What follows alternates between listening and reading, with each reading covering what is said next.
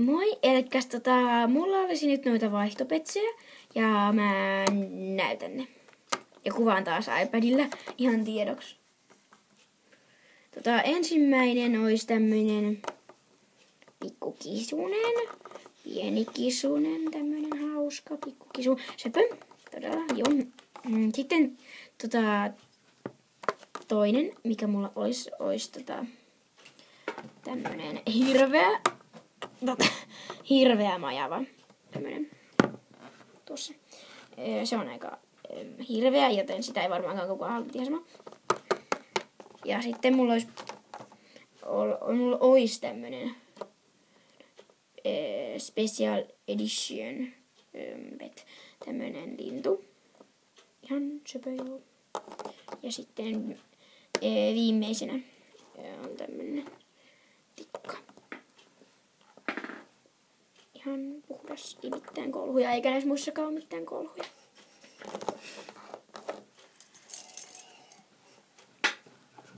Ja sitten olisi tämmönen sudenkorento. Ihan pinkki, vihreät siivet, ihan nätti. Sitten olisi tämmönen hamsu, marsu, mikä liekkää tyyppi. Mene siitä! Ja sitten tämmönen kimalteleva puudeli.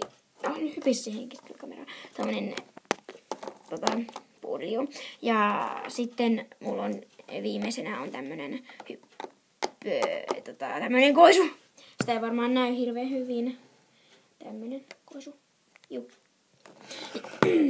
Juu, että siinä oli nää mun vaihtopetsit. Että jos te haluatte vaihtaa, niin sitten kommatkaa, että haluatte vaihtaa ja sitten kerrotte, että mikä eläin se on, jos nyt semmosia tulee. Tää on siis niille, jotka tietää, missä mä asun. Ja tuntee mut silleen oikeesti. Niin kuin kamera. Okei. Ja silleen, okei, moi.